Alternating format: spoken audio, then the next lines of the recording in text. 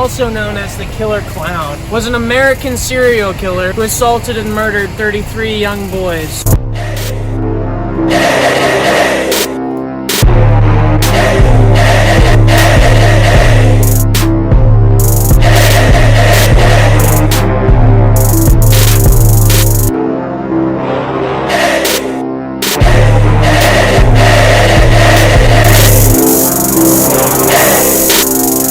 Taste the flavor? John Wayne Gacy, once an overweight, unathletic boy with an alcoholic father, would one day assault and murder at least 33 young men and boys. Gacy was born in Chicago, Illinois. His father, a World War I veteran, seldom approved of his son and often belittled him, comparing him unfavorably to his sisters. One of his earliest childhood memories was that of being beaten by a belt at the age of 4 for accidentally disarranging his father's car engine. Gacy's mother would often try to shield her son from his father's abuse, only to lead his father to call him queer or sissy.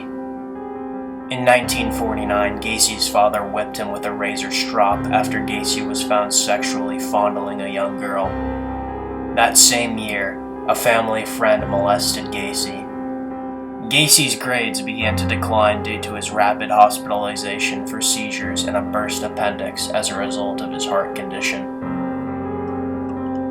In 1964, Gacy married Marilyn Myers and became a manager at 3 KFCs in Waterloo, Iowa. Gacy opened a club in his basement where his employees would drink alcohol and play pool. Gacy would often make sexual advances on his young male employees, and in 1967, Gacy coerced 15-year-old Donald Voorhees into having him perform oral sex. Gacy served 18 years in Anamosa State Penitentiary, and his wife divorced him. Gacy was granted parole with 12 months probation, and he relocated to Chicago to live with his mother. Gacy's first known murder was in 1972.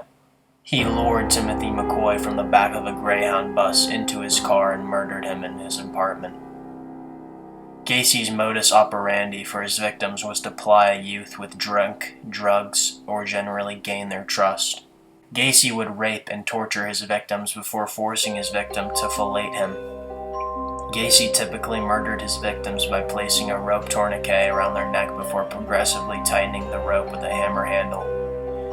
Gacy committed most of his murders between 1976 and 1978, a spree of raping and killing teenage boys and burying them in his crawl space. Gacy would often shove a rag or underwear into their mouth to prevent liquid from leaking onto his carpet. Gacy spent over 300 hours before his trial with doctors at the Menard Correctional Center. He underwent a variety of psychological tests before a panel of psychiatrists to determine whether he was mentally competent to stand trial. Gacy tried convincing the doctors that he suffered from multiple personality disorder. However, the prosecutors presented the case that Gacy was in complete control of his actions. Gacy deliberately took actions, including installing trenches in his crawl space, to ensure that he remained undetected throughout his spree.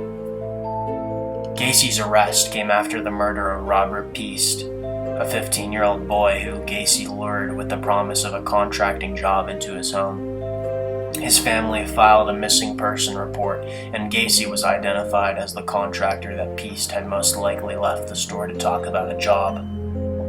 Gacy was heavily surveilled for a week until a search warrant was issued for his home, and his crawl space was uncovered. As the floorboards of the house were taken up, remains were discovered in various states of decay, and more corpses were pulled from a river nearby.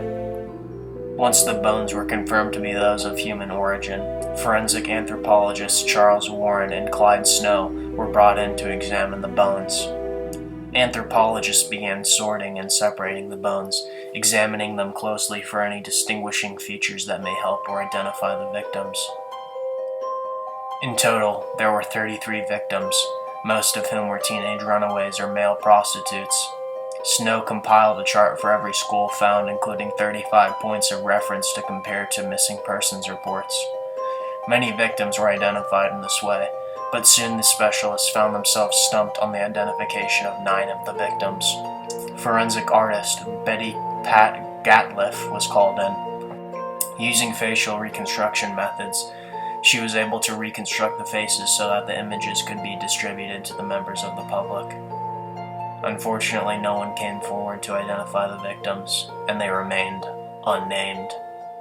Many of the victims, including bodies 14 and 15, were identified using dental records and radiology images as those of Michael Marino and Kenneth Parker. Tim McCoy, Gacy's first victim, was identified using dental records and a distinctive belt buckle.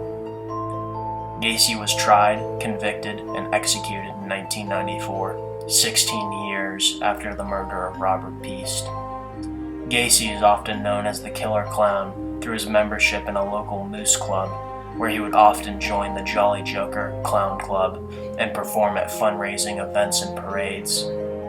Gacy later said that acting as a clown allowed him to regress into his childhood-like state.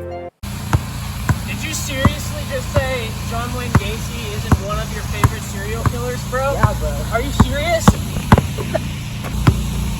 Put some respect on his name, bro. No. He murdered 33 young men. You think that's not an achievement for a serial killer? No.